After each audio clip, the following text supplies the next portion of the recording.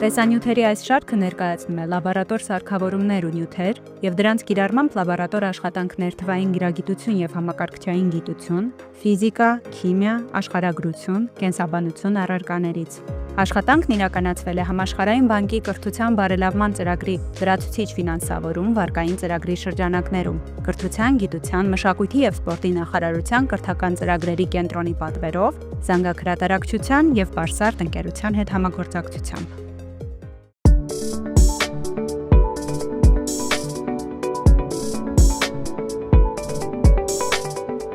Ողջույն։ Այսօր մենք կհերձենք կովի սիրտը և դրա օրինակով կուսումնասիրենք կաթնասունների սրտի բաղադրիչները, որոնք ապահովում են օրգանիզմում արյան շրջապտույտը։ Գործնական պատկերացում կունենանք սրտի կառուցվածքի, արյունատար անոթների և արյան շրջանառության գործընթացի վերաբերյալ։ Սիրտը մշտապես աշխատում է։ Սիրտը մկան է, որը կծկվելով մղում է արյուն դեպի արյունատար անոթներ։ Միջինում մարդու սիրտը 1 րոպեում կծկվում է 70-ից 75 անգամ։ Սրտի կծկումները հաճախանում են, երբ մարդը ֆիզիկական ակտիվ վիճակում է կամ երբ հուզված է։ Քնելից սրտի կծկումների հաճախականությունը փոքրանում է։ Սիրտը սնամեջ օրգան է, որը կազմված է 4 խոռոչներից, 2 վերին և 2 ստորին խոռոչներից։ Արյունը սկզբում մտնում է 2 վերին խոռոչներ, նախասրտեր, և դուրս է մղվում 2 ստորին խոռոչներից, փորոքներից։ Նախքան հերձումը, փորձենք սրտի կառուցվածքն ու աշխատանքը պատկերացնել սխեմատիկորեն։ Ահա սա սիրտն է, սխեմատիկ պատկերված։ Սիրտը օրգանիզմից ստանում է ածխաթթու գազով հագեցած և թթվածնով աղքատացած արյունը։ Այն մղում է թոքեր։ Թոքերում արյունը ազատվում է ածխաթթու գազից, հարստանում է թթվածնով և կրկին վերադառնում սիրտ, որտեղից էլ մղվում է ամբողջ մարմնով մեկ։ Սրտի բաղկացուցիչ մասերից են աորտան։ Աորտան գլխավոր զարկերակն է, որով թթվածնով հագեցված արյունը դուրս է գալիս սրտից։ Վերին սիներակը բերում է ածխաթթու գազով հարուստ արյունը մարմնի վերին հատվածից դեպի սիրտ։ Աջ նախասիրտ ընդունում է սիներակային արյունը։ Եռափեղ փական ապահովում է արյան հոսքը միայն մեկ ուղղությամբ՝ աջ նախասրտից դեպի աջ փորոք։ Աջ փորոք մղում է արյունը դեպի թոքեր։ Թոքային փական բացվում է, երբ արյունը դուրս է մղվում դեպի թոքային զարկերակ։ Թոքային զարկերակ տանում է սիներակային արյունը դեպի թոքեր։ Թոքային երակ բերում է թթվածնով հագեցած արյունը թոքերից դեպի սիրտ։ Ձախ նախասիրտ ընդունում է թթվածնով հարուստ արյունը։ Երկփեղ փական արյունը թողնում է միայն ձախ նախասրտից դեպի ձախ փորոք։ Ձախ փորոք մղում է արյունը դեպի աորտա։ Աորտալ փական բացվում է, երբ արյունը դուրս է գալիս դեպի աորտա։ Միջփորոքային միջնապատ բաժանում է աջ և ձախ փորոքները, թույլ չտալով, որ թթվածնով հարուստ և աղքատ արյունները խառնվեն։ Ահա սա սրտի սխեմատիկ պատկերն էր։ Այժմ այն ուսումնասիրենք կաթնասունի սիրտը հերձելով։ Ուսումնասիրություններն իրականացնելու համար մեզ անհրաժեշտ են կաթնասունի սիրտ, հերձման սկուտեղ, հերձման հավաքածու, ախտահանիչ, վիրաբուժական ձեռնոցներ, մաքուր ջուր։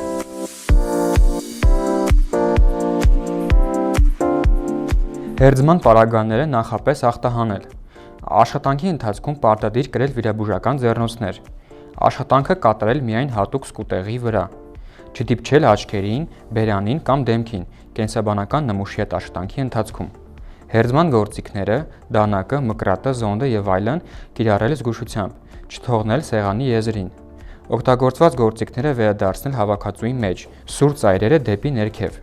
Սիրտը պետք է պահվի մաքուր և հնարավորինս թարմ վիճակում։ Աշխատանքից հետո սիրտը դնել հատուկ պոլիէթիլենային տոպրակի մեջ և տեղափոխել թափոնների համար նախատեսված տարայի մեջ։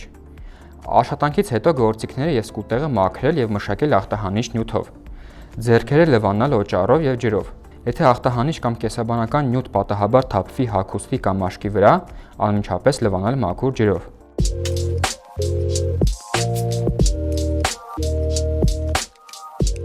Ահա սա կովի սիրտն է։ Սրտի մակերևույթից ինչպես տեսնում եք, դուրս են գալիս մի շարք արյունատար անոթներ։ Դրանց մասին մենք մանրամասն կխոսենք։ Սա սրտի գագաթն է, իսկ սա սրտի հիմքն է։ Եթե պատկերացնենք, որ կենդանին դեմքով դեպի մեզ է կանգնած, ապա սա կլինի սրտի աջ կողմը, իսկ սա ձախ կողմը։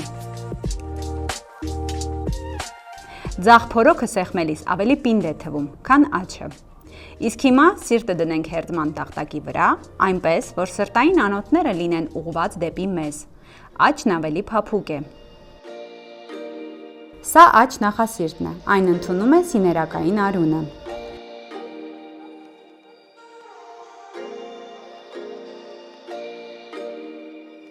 Սա ձախ նախասիրտն է, այն ընդունում է թոքերից եկող թթվածնով հարուստ արունը։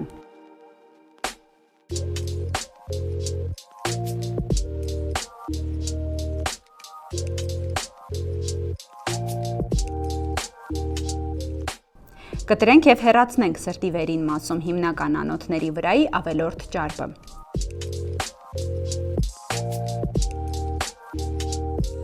Գագաթից կտրենք աջ փորոքի պատով դեպի հիմքը։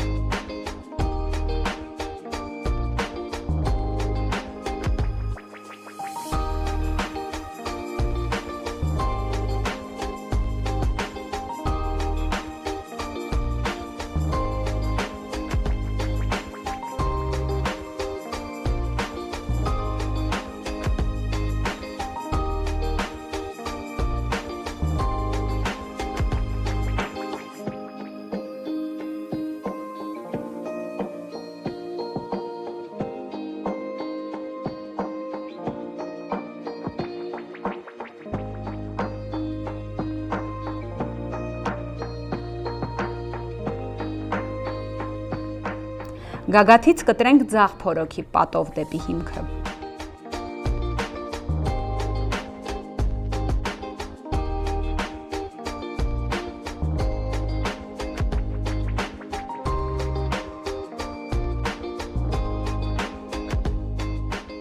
Բացենք սիրտը, մաքրենք արյան մակարդուկներից։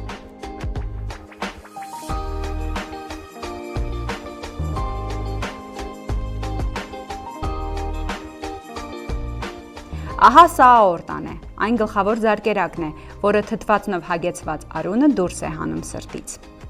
Իսկ սա վերին սիներակն է, այն ածխաթթու գազով հարուստ, թթվածնով աղքատ արունը մարմնի վերին հատվածից բերում է դեպի սիրտ։ Սիներակային արունը աորտայով անցնում է աջ նախասիրտ։ Սա աջ նախասիրտն է,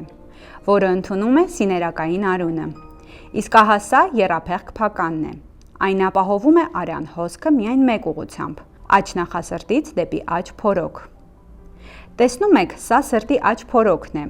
Նրա հիմնական գործառույթը աջ նախասրտից ստացած թթվածնով աղքատ արունը դեպի թոքեր մղելն է, որտեղ պետք է արունը հարստանա թթվածնով և հետ վերադառնա սիրտ։ Իսկ այստեղ թոքային փականն է, որը բացվում է, երբ արունը դուրս է մղվում դեպի թոքային զարկերակ։ Թոքային զարկերակ տանում է սիներակային արունը դեպի թոքեր։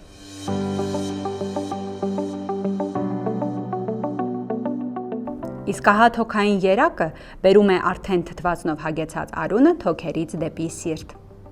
Ձախ նախասիրտ։ Թոքային երակից ընդունում է արդեն թթվածնով հարստացած արունը։ Իսկ այս երկփեղկ փականը արունը թողնում է միայն ձախ նախասրտից դեպի ձախ փորոք։ Ահա ձախ փորոքը, ամենահզոր խոռոչն է, այն արունը աորտայով մղում է դեպի ամբողջ մարմին։ Աորտալ փական բացվում է, երբ արունը դուրս է գալիս դեպի աորտա։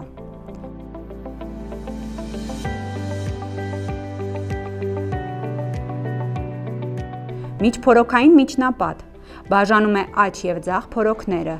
թույլ չտալով, որ թթվածնով հարուստ և աղքատ արունները խառնվեն։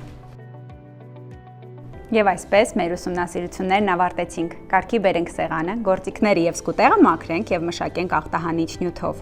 Տեղավորենք համապատասխան պատյաններում։ Սիրտը դնենք հատուկ պոլիէթիլենային տոպրակի մեջ և տեղափոխենք թափոնների համար նախատեսված տարայի մեջ։